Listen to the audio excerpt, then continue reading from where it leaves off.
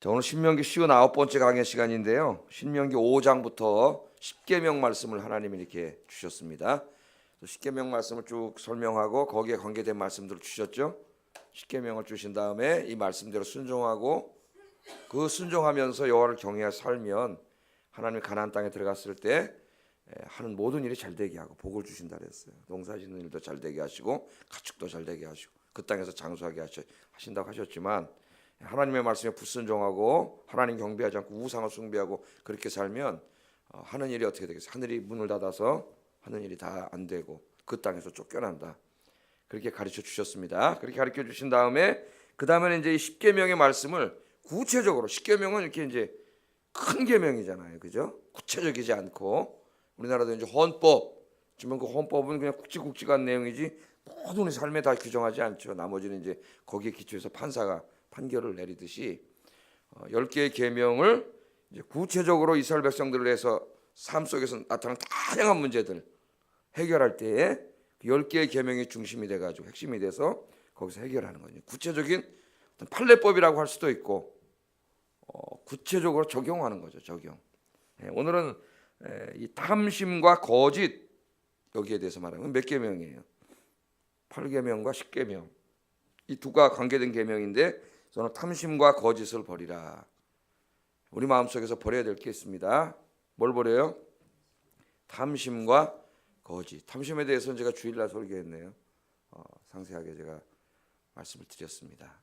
그 탐심과 거짓을 버려야 된다. 자, 첫 번째 14절 말씀 한번 읽어보겠습니다. 시작.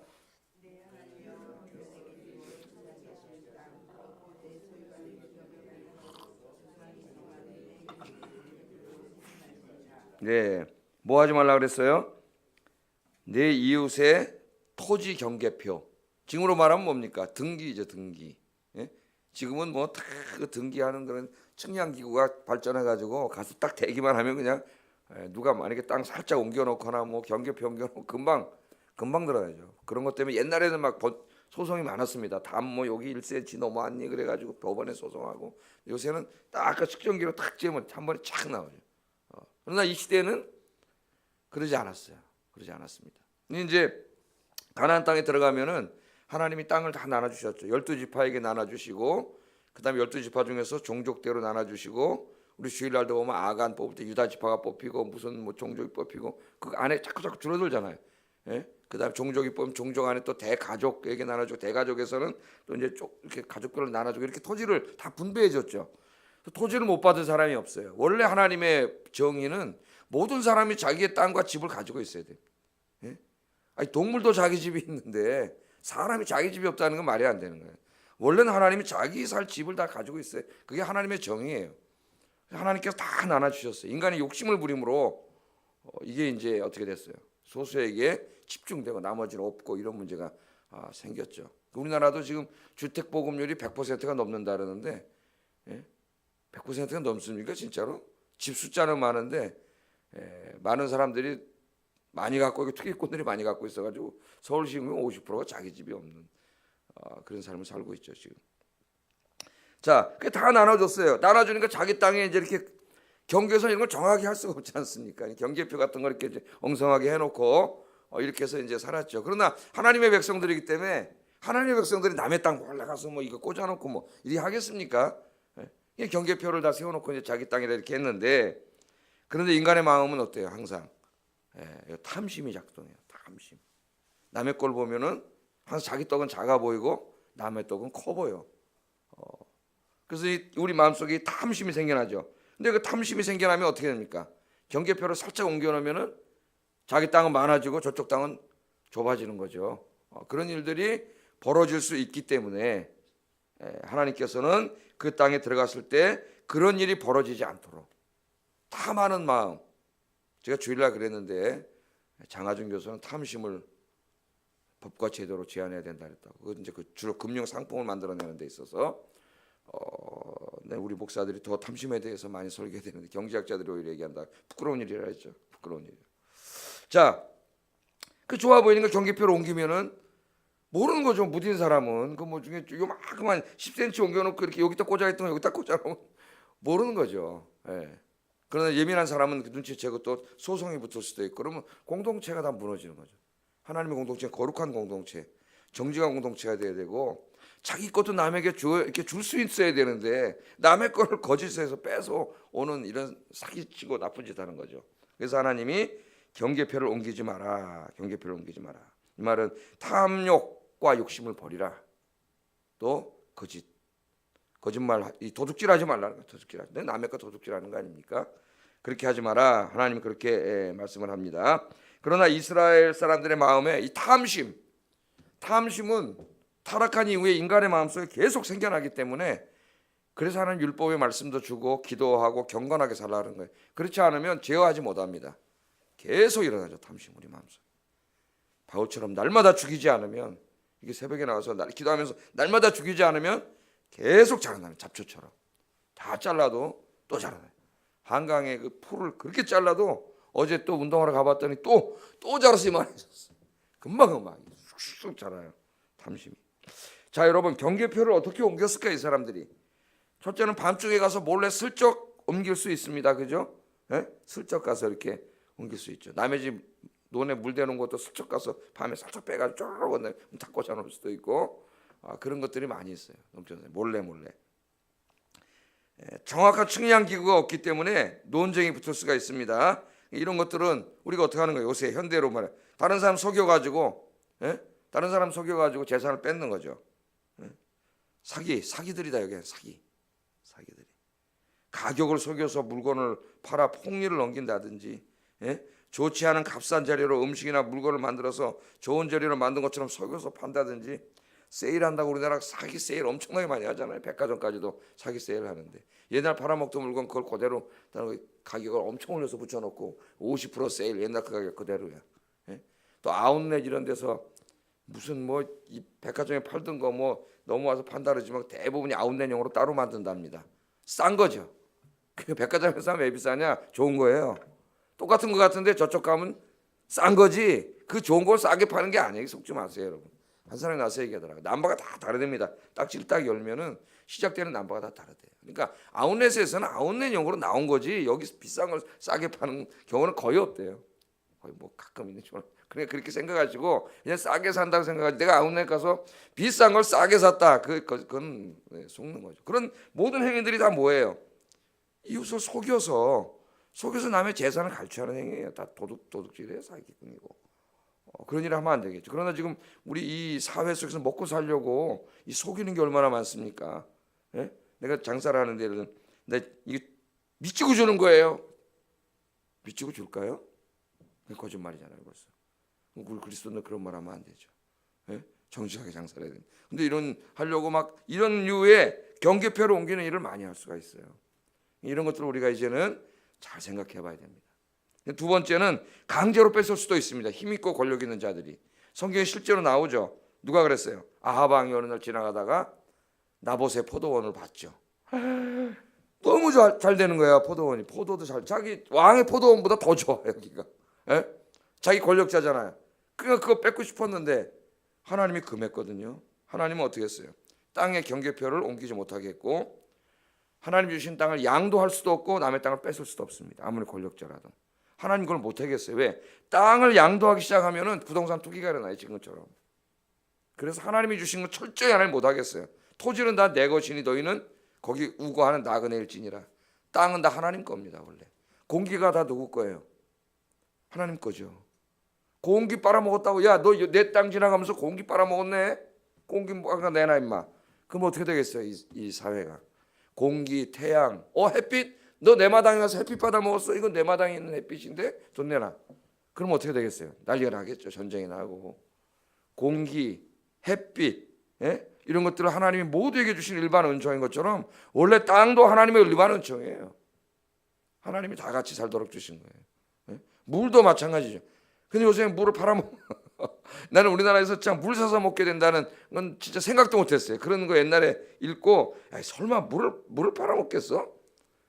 나도 물 사 먹고 어제도 운동하다 하도 목이 타서 저 한강 거기서 물 하나 사가지고 물을 먹었는데요. 원래 하나님께서 다 주신 거죠. 이 토지도 마찬가지예요, 사실. 그런데 사람들이 거기다 금 거놓고 등기해놓고 다 지 거라고 그러죠. 어떤 사람은 거기 한 평도 없고 어떤 사람은 수만 평을 가지고 있는 이런 게 생기지 않습니까? 자기께 있는데도 그거 탐해 가지고 뺏질 못했죠. 왜 아합은? 그래도 양심이 하나님 율법이 마음에 있어서. 근데 그 부인 이세벨은 이스라엘 여자가 아니에요. 어디 여자예요? 시돈 여자예요.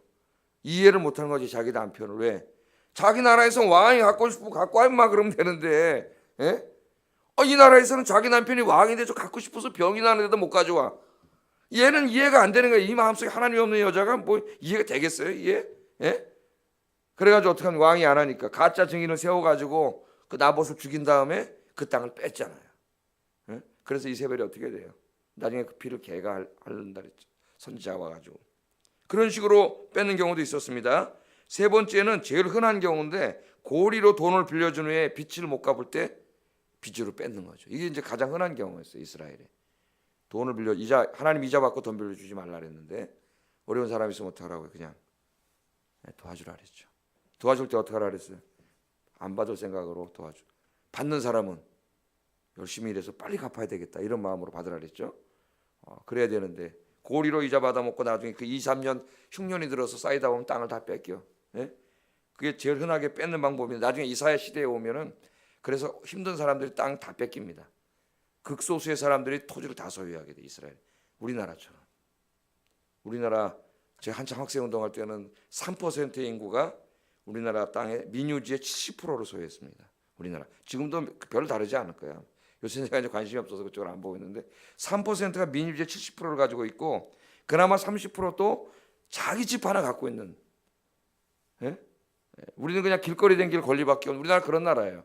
그 투기꾼들 다 갖고 있기 때문에 땅값이 하늘을 치솟고 집값이 하늘을 치솟아 가지고 남한을 팔면 미국을 산다는 이 참 우리나라 이 투기를 잡으려는데 잡지가 않죠. 매 정부마다 잡으려는데 잡을 수가 없어요. 이 투기를. 왜? 지네들이 다 투기꾼이에요. 사실은 겉으로만 그러지 지들이 다 투기꾼이에요. 다 걸려 그놈들이. 그 법을 만들면 지들이 다 손해봐요. 엄청 손해봅니다. 그렇기 때문에 만들 리가 없어요. 겉으로만 이렇게 하지. 이사야서 한번 여러분 찾아볼까요? 어떤 지경이 됐는지. 이사야 5장 8절 9절.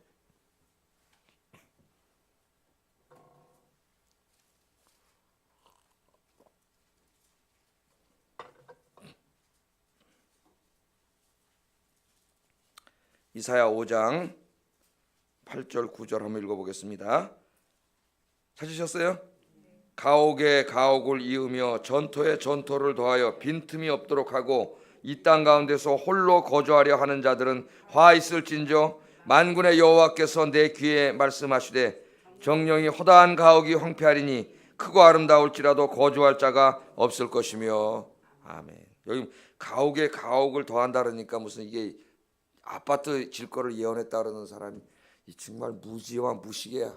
극치를 달리는 목사. 이건 뭡니까 여러분? 이런 식으로 뺏어가지고 집을 한 채가 아니라 가옥에 가옥을 다 토지에 토지를 몇 명이 다 갖고 있었다는 거예요. 이사야 시대에 오면 하나님이 가만두지 않겠다는 거예요. 하나님이 다 나눠준 땅을 몇 놈이 욕심을 부려가지고 이런 교묘한 방법으로 다 뺏은 거죠.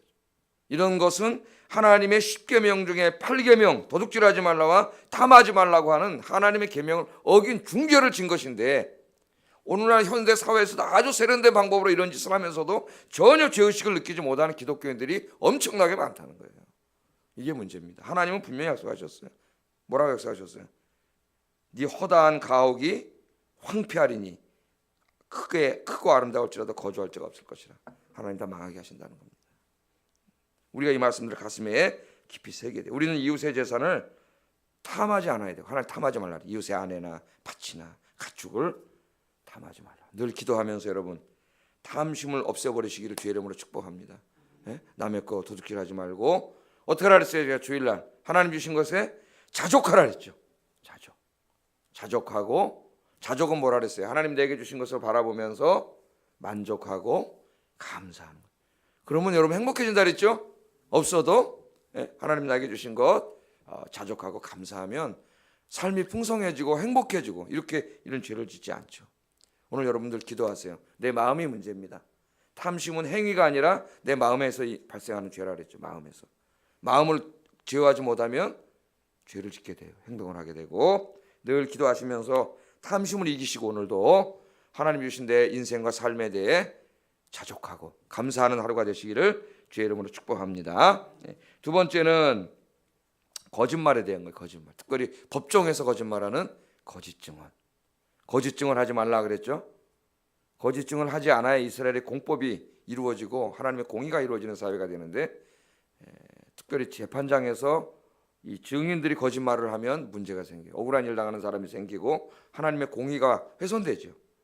왜곡되고, 이 사회가 엉망진창이 되겠죠. 부정부패가 만연한 사회가 되죠. 돈 있는 사람은 무죄고 없는 사람은 유죄고. 지금도 그러잖아요.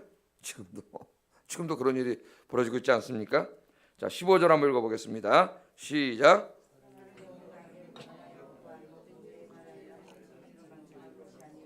두 증인의 입으로나 또는 세 증인의 입으로 그 사건을 확정할 것이며. 자, 지금 이렇게 같이 토지 문제가 생겼어. 경계편을 몰래 옮겨놨어요. 분쟁이 생겼습니다. 그럼 재판을 할 거 아니에요. 재판을 하는데 와서 어떤 사람이 이 사람이 말한 게 맞네요. A라는 사람 경계표 여기 있는 게 맞습니다. 근데 B라는 사람이 아니야. 내 경계편 여기 있어. 억울해요, 이 사람이. 근데 증인 두세 명이 서가지고 이 사람 거라고 이래. 그럼 논쟁이 생기잖아요. 그래서 증인은 반드시 한 사람 하지 말라 그랬죠. 2명 이상 세우라 그랬어요. 왜? 한 사람 거짓말할 수 있어요. 그 2명, 3명 세우라 그랬어요. 그래서 2명, 3명 세우라 그랬는데 2명, 3명 세워도 짜면은 거짓말할 수 있어요. 이 사람 한 명은 못하지만 짜면은 거짓말할 수 있어요. 그런 분쟁이 생겼을 때 이건 중대한 재판이 됩니다. 그래서 각성에 있는 재판관이 할 수가 없어요. 그래서 어디로 오라 그랬어요? 중앙성소에 있는 제사장과 제사장 재판관에게 가지고 오라 그랬죠. 우리 이미 공부했잖아요. 오늘 그 말씀을 다시 하시는 거예요. 16절 17절 읽어보겠습니다. 시작. 위증하는 자가 있어 어떤 사람이 악을 행하였다고 말하면 그 논쟁하는 쌍방이 같이 하나님 앞에 나아가 그 당시에 제사장과 재판장 앞에 설 것이요. 이건 굉장히 중대한 재판이기 때문에 그 당시에 재판장 중에 돌아가면서 재판관을 한다 그랬죠. 재판관과 제사장들이 철저히 조사를 했습니다. 이거는 이렇게 된 경우에는 정말 억울한 사람이 생기면 안 되잖아요. 재판장이 할 일이 뭐예요? 공의롭게 하는 거죠. 죄진 자를 벌하고 억울한 자를 보상해 주는 게 재판관이 할 일이에요. 그 재판관이 뇌물 받아 먹으면 이게 또 안 되겠죠. 이 사람이 또 똑똑하지 못해도 안 되겠죠. 얘기를 듣고 판단을 못해. 이게 또 문제란 말이에요. 판단을 할 줄 알아야지. 판결 능력이 있어야지. 판단을 못해도 안 되잖아요. 제대로 할 수가 없어요. 자, 그래서 철저히 조사를 하라. 18절 19절 읽어보겠습니다. 시작. 그 형제를 거짓으로 모함한 것이 판명되면 그가 그의 형제에게 행하려고 꾀한 그대로 그에게 행하며 너희 중에서 악을 제하라. 이 무슨 말입니까? 이 위증죄, 거짓말죄를 굉장히 중하게 다루는 거예요. 하나님이. 그 사람이 거짓 증언을 해서 밝혀지면 거짓 증언을 함으로써 피해자에게 갈 손해를 그 사람에게 지우라는 거죠. 예를 들어서 내가 거짓 증언을 하면 저 사람이 한 5년형을 살게 돼요. 근데 내가 거짓 증언을 했어요. 근데 밝혀졌어요. 거짓말이라는 게. 뇌물 먹고 했다는 게. 그럼 어떻게 하라는 거예요? 이 사람 5년 살 형을 이 사람에게 때리라는 거예요. 5년 살아야 돼. 만약 내가 거짓 증언해서 저 사람 죽이려고 했어요. 이런 나봇을 죽인 거짓 증언들은 죽였잖아요. 그래서 그럼 어떻게 돼요? 사형입니다. 이 사람 죽어야 돼요. 그러니까 이 거짓말, 거짓 증언을 하나님이 굉장히 중하게 다뤄요. 그래서 나중에 요한계시록에 오면은 거짓말하는 자는 지옥에 간다 그랬습니다. 하나님 날 유업으로 받지 못하고 지옥에 간다 그랬어요. 근데 거짓말을 막 해요. 거짓말을. 이게 엄청나게 무서운 죄인데 거짓말을 막 하죠. 자, 그래서 그 죄를 다룰 때 이 원리를 21절에 이렇게 말합니다. 21절 읽어보겠습니다. 여러분 잘 아시는 말씀이에요. 읽어보겠습니다. 시작. 생명에는 생명으로, 눈에는 눈으로, 이에는 이로, 손에는 손으로, 발에는 발로니라 하는 유명한 마비 나오잖아요. 눈에는 눈으로. 국률이 여기지 말라 그랬습니다. 하나님은 사랑이신데 네 이웃을 네 몸처럼 사랑하라고 하나님 레위기 19장에 말씀하셨잖아요. 아니 하나님이 사랑이신데 여기는 뭐라 그래요? 네 눈이 국률이 여기지 말라. 이런 위증을 하는 범죄자들에게는 국률이 여기지 말라 그랬어요. 그래서 생명에는 생명을, 그게 그 말이에요. 내가 거짓말해서 저 사람 죽이려고 했으면 이 사람의 생명을 뺏으라는 겁니다. 생명, 만약에 눈에는 눈, 저 사람 눈을 빼게 하려고 그랬으면 이 사람 눈을 빼라는 거예요. 그 유명한 이 말이죠. 눈에는 눈으로, 이에는 이로. 그렇게 엄중하게 다뤄. 엄중하게. 긍휼히 여기지 말고 엄중하게 다름으로 하나님의 백성들이 사는 사회를 어떤 사회로 만들어야 돼요? 공의로운 사회. 다시는 사람들이 이걸 보고 어떻게 하라고? 두려워하게끔 하라 그랬죠. 두려워하게끔 거룩한 사회로 만들어야 된다. 그렇게 하나님 말씀을 하셨어요. 예? 그래서 우리가 어떻게 돼요? 이 사회 공법은 공의로워야 됩니다. 그 사람이 죄를 진 대로 죄값을 받게 해야 돼요. 죄값을. 그게 공법이에요. 공법. 그런데 신약 성경으로 오면은 우리 예수님께서 이 말씀을 가르치셨어요. 이 말씀 그대로 가르치시면서 뭐라 그러셨냐면 한번 읽어보겠습니다. 저 찾아보겠습니다. 마태복음 5장 38절 42절. 성경이 재밌습니다. 새벽이지만 얼마나 좋아요. 새벽 시간부터 성경 말씀 공부하니. 마태복음 5장 38절 42절.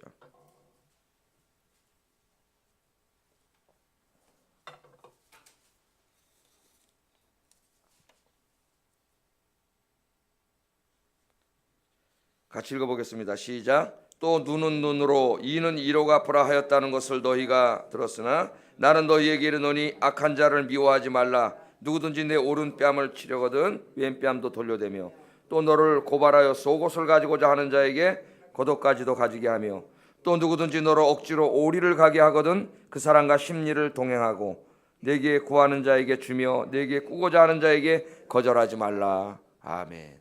이거 어떻게 되는 거죠? 예? 신명기를 읽으면은 긍휼히 여기지 말라 그랬고 눈에는 눈으로 이에는 이 생명의 생명으로 하라. 이 말씀을 하신 분이 누구세요? 하나님이시 하나님. 그럼 마태복음에는 어떻게 그랬? 예? 마태복음에 뭐라 그랬어요? 그 말을 너희가 들었으나 나는 너희에게 이르노니 악한 자를 대적하지 마라. 오른뺨을 치면 왼뺨을 주고 오리를 가면 심리를 가. 이건 이 말씀은 누가 하셨어요 또? 이 말씀도 하나님이 하신 거죠.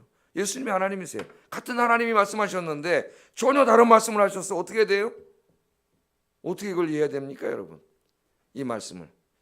그럼 고민을 한번 해보셨나요? 어떻게 해야 돼요? 신명기의 말씀은 한 사회의 공법을 세우는, 한 사회 질서를 세우는 공법에 대한 말씀입니다. 공법에 대한 말씀. 마태복음의 말씀은 사적인 인간관계에서 발생하는 말씀이에요. 우리가 그렇게 이 말씀을 보면 됩니다. 사회 질서와 정의를 세우는 공법은 절대 인정에 치우치면 안 됩니다. 그런 건 사회 질서가 무너져요. 모든 범죄자는 법대로 엄중하게 처벌하여 죄의 대가를 이에는 이해로 눈에는 눈으로 죄를 진 만큼 처벌을 해야 합니다. 그래서 다시는 사람들이 이걸 보고 두려워서 죄를 짓지 않도록 그렇게 해야 돼요. 19절 20절 읽어보겠습니다. 신명기 다시 본문으로 돌아가서 19절 20절 시작. 그에게 행하여 너희 중에서 악을 제하라. 그리하면 그 남은 자들이 듣고 두려워하여 다시는 그런 악을 너희 중에서 행하지 아니하리라.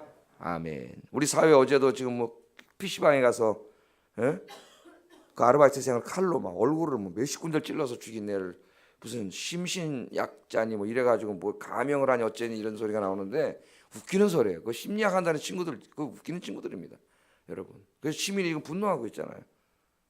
그런 게 어딨어요, 여러분? 그 심신약자는 다 살인합니까? 하나님께서 뭐라 그랬어요? 긍휼히 베풀지 말라 그랬어요.